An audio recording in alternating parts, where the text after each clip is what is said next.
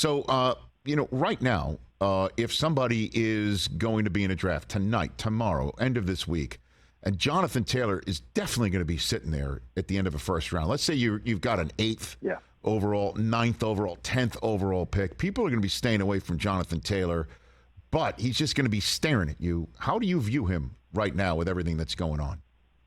I'm nervous. I'm nervous. I get bad vibes, and it sort of depends on what kind of fantasy player you are and what kind of, and how much this is. Let me put it this way. If you're in like a bunch of different leagues, and this league is a work league, and you're like, sort of, why not? Then sure, the upside of Jonathan Taylor is enormous. But if you're like in one league, if you're in, you're in the league that we opened the segment with, like Jared Goff, and you're like, hey, if I lose this league, I'm on a bus to Nome, Alaska, or whatever it is, Yes. right? And you need, I cannot screw this up. There's just too much bad vibes around Jonathan Taylor. They've said, he can seek a trade. We'll see if he's successful in that. We still don't know if he can run. We just have no idea, Rich.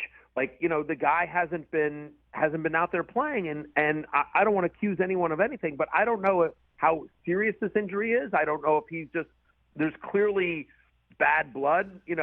Things have deteriorated, the relationship between the Colts and Jonathan Taylor. So, if I'm Jonathan Taylor, you're not like, hey, let me rush my rehab and get right out there, right? I mean, he's made it pretty clear he doesn't want to play for the Colts this year.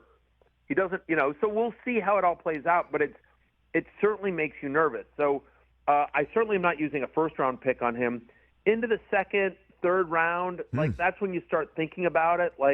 When you start getting into the Najee Harris range, you're definitely taking Jonathan Taylor, but he makes me nervous. He's a phenomenally talented player, but the health is the biggest question to me. Could you see a scenario, Rich, and I'm asking you, you cover the NFL as long and as well as anyone. Thank you. Could you see a scenario where he doesn't find a trade partner, he's there, he wants to accrue time, obviously, to help towards free agency, but he's also he's just like, how you feeling, Jonathan? I don't know. I'm feeling a twinge still. Yeah, my arm. Ankle's a little tender. Yeah, right.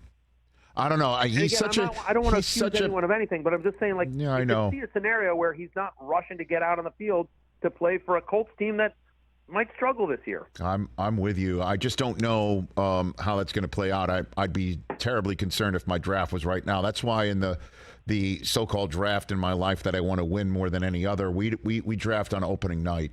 We draft during the opening night game and just have some sort of a rule that just because somebody just scored a touchdown in the first quarter of the middle of our draft, we're not just going to draft that guy. That's the way we wait till the last possible second because there's too much up in the air. Catch the Rich Eisen Show every single day on the Roku channel, 12 to 3 Eastern, for free.